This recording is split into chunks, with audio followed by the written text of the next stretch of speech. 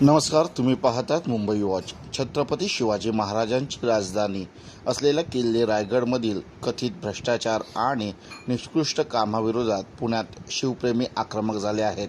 रायगड विकास प्राधिकरण बरखास्त करण्याच्या मागणीसाठी लाल महाल ते संभाजी महाराज पुतळा दरम्यान भव्य बाईक रॅली काढण्यात आली. रायगड वाचवा, भ्रष्टाचारमुक्त रायगड हवा अशा घोषणांनी परिसर दणाणून गेला. आंदोलकांनी रायगडवरील कामाची SIT चौकशी, संबंधित अधिकाऱ्यावर कारवाई आणि निकृष्ट काम करणाऱ्या ठेकेदारांना ब्लॅकलिस्टेड करण्याची मागणी केली आहे. रायगडच्या संवर्धनात हलगर्जीपणा झाल्यास युनेस्को नामांकन धोक्यात येऊ शकते असा इशाराही यावेळी देण्यात आला. आम्हाला कारवाई आमच्या म्हणण्याप्रमाणेच हवी.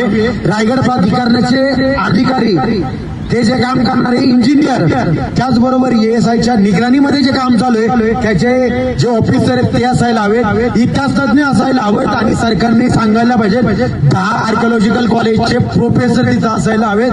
त्याचबरोबर सगळे शिवभक्त तिथं असायला हवेत. यांच्या समोर आणि पत्रकार बांधवांच्या समोर सर्वांच्या ऑन लाईव्ह रेकॉर्डवर त्या बांधकामाची चौकशी झाली पाहिजे, तरच आम्ही थांबू. माझी जी मागणी आहे, जी काही मागणी झाली पाहिजे ती मीडियाच्या समोरच झाली पाहिजे. एकीकडे मीडिया, त्यांनी सांगायचं की आम्ही भिंत उभारलेली आहे, याच्यासाठी आम्ही 10 करोड रुपये खर्च केलेला आहे, तर या 10 करोड रुपयाचं बिल, त्या दगडांची रॉयल्टी, त्या दगडांमध्ये काय काय वापरलेले त्याचा टेस्टिंग रिपोर्ट, त्याचबरोबर आमचे म्हणजे सरकारनेच अरेंजमेंट करावी, वेगवेगळ्या कॉलेजच्या लॅबोरेटरी तिथं बोलाव्या, तिथल्या तिथं त्याच्यामध्ये काय काय मिश्रण आहे तेही आम्हाला पाहिजे. गुळ किती आहे, चुना किती आहे, वेलफळ किती आहे, उडीद डाळ किती आहे, अजून काही जे जे मटेरियल आहे ते किती आहे ते तिथल्या तिथं चेक होणार.